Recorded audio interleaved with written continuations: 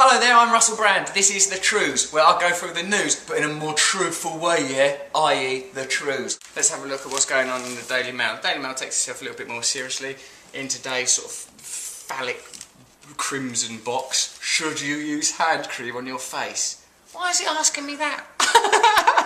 Well, I would guess no. I mean, it's hand cream. Should you use a garden rake to wake your sleeping mother? Oh, she didn't like it.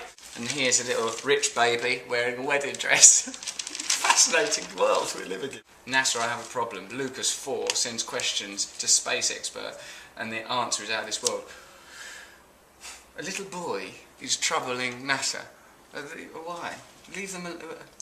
The little boy wants to know stuff about NASA. He's 4. What does he want to know? Do animals go to the moon? All right, they answered him. How many stars out there? And well, they answered the little boy. I mean, I don't understand how this is being packaged by the Daily Mail. Why don't we just build an entire news institution around the inquiries of this admittedly adorable little boy? I want to know why Mummy and Daddy don't get on. Well, okay.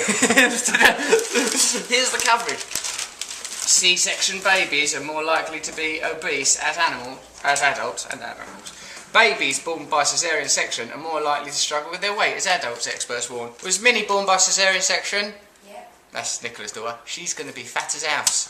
The number of C-sections in England has doubled in 30 years, with around 1 in 4 babies now born this way.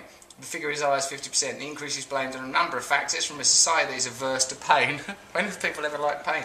To older mothers enduring difficult births, women who are too posh to push, that's just they like that little bit of language, I knew that would come up eventually, or request the surgery for non-medical reasons. Why would you be so narcissistic about your vagina? Come on, let's rip it up with a fat podgy baby.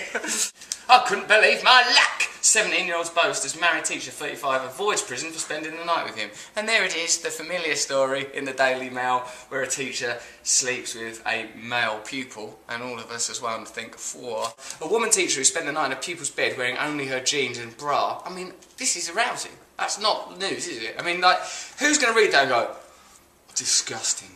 Jeans and a bra, what, like Daisy Duke? Ugh, I hate Daisy Duke. Bernadette Smith was said to be infatuated with Gary Ralston. Gary, who waived his anonymity. Who is this guy?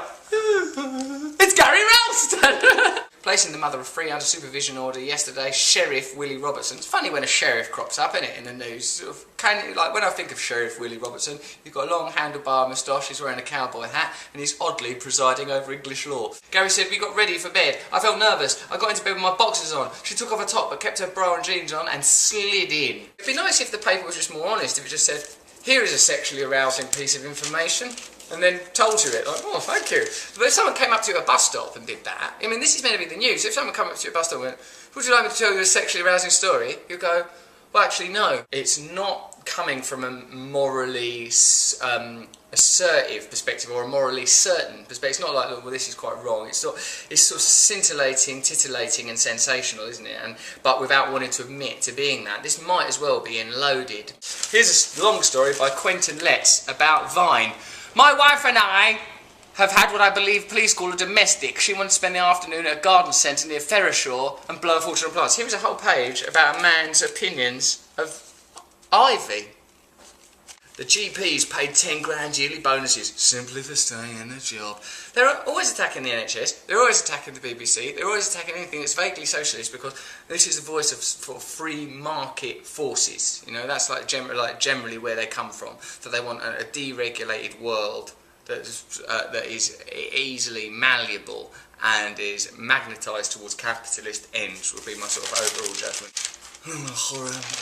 Misery, pain. Ex-company boss 78 shot wife, dog, then himself over affairs. Friday trysts while she was at the hairdresser's. It's like a Morrissey lyric, that, isn't it? Friday tryst while she was at the hairdresser's. Shot the dog on the way home.